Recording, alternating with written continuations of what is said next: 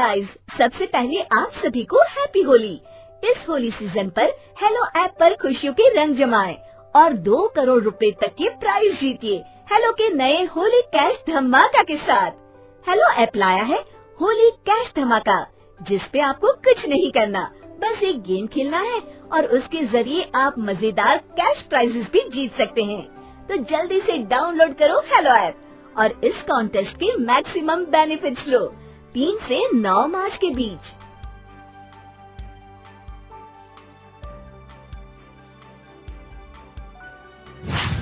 अरे आग लगे, ये भी कोई जिंदगी है। सुबह से चिल्लम चिल्ली पुकार सुन के मैं तो तंग आ गई हूँ।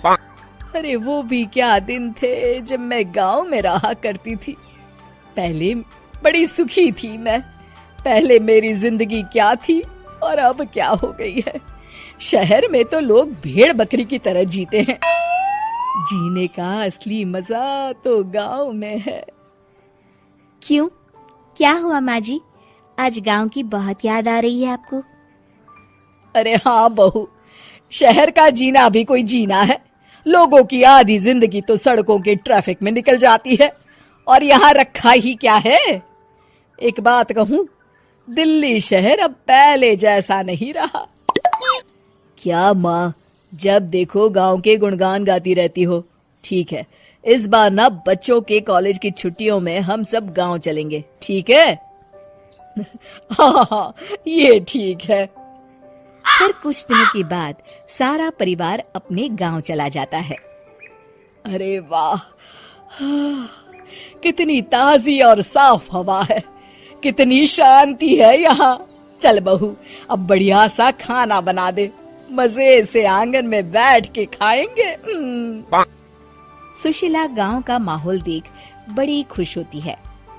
2 दिन के बाद गांव की कुछ औरतें सुशीला के घर आती हैं। बड़े दिनों के बाद गांव आई है सुशीला। हमें तो लगा कि तू शहर जाके गांव को भूल गई। और बतिया, तेरी बहू कैसी है? जरा मिलवा तो उससे। अरे मेरी बहू तो लाखों में एक है। बड़ी किस्मत वाली हूँ मैं जो मुझे जानकी जैसी बहू मिली है। हमेशा मेरी सेवा में लगी रहती है और आज तक कभी पलट कर जवाब नहीं दिया उसने। सुशीला की बातें सुनकर सभी औरतें हंसने लगती है।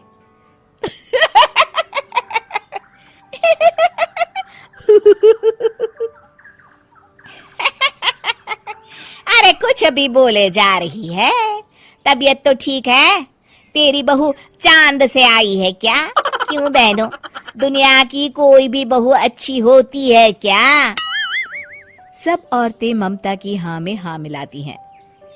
अरे मैं तो कहती हूँ दुनिया की हर बहू सास का खून चूसने वाली डायन होती है, डायन। मैं तो एक बिल में 1000 सांप के साथ रह सकती हूँ, लेकिन अपनी बहू के साथ नहीं रह सकती। हाँ, तूने सही कहा। मेरी बहू तो तेरी बहू से भी 2 कदम आगे है। सब औरतों की बातें सुनकर ममता मन ही मन बड़बड़ाती है। अरे ये गांव सुधर गया, लेकिन औरतें नहीं सुधरी। अगर थोड़ी देर और इनकी बेवकूफी भरी बातें सुनूंगी तो मैं सच में पागल हो जाऊंगी। फिर सुशीला उन औरतों को घर से दफा कर देती है और राहत की सांस लेती है। अरे बहू, जरा बाम लाके मेरे सर पर तो लगा दे। उन औरतों की फालतू बातें सुनकर मेरा सर चकरा गया है। इस गांव की औरतों का तो भगवान ही मालिक है।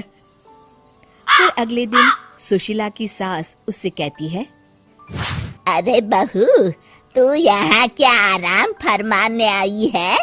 आखिर ये तेरा ससुराल है। चल चल, घर के कामों में हाथ बटा। शहर में कुछ काम धाम तो करती नहीं है। जरा अपने आप को तो देख, कितने मोटी हो गई है। सारा दिन घर का काम करने के बाद शाम को सुशीला, हाय मेरी कमर, हाय मेरे पैरों ने तो जवाब दे दिया। आज तो मुझसे मक्खी भी न मारी जाएगी। अरे बहू, जरा आकर मेरे हाथ पैर तो दबा दे। जी माँ जी, अभी आती हूँ। तभी सुशीला की सास जानकी को रोकते हुए कहती है, अरे रुक जा बहू, एक दिन काम करके इसको इसकी नानी याद आ गई। हम लोग तो रोज इतना काम करते हैं, कोई जरूरत नहीं इसके हाथ पैर दबाने की। सुबह तक सब ठीक हो जाएगा। सुशीला अपनी सास की बातें सुनकर हैरान रह जाती है।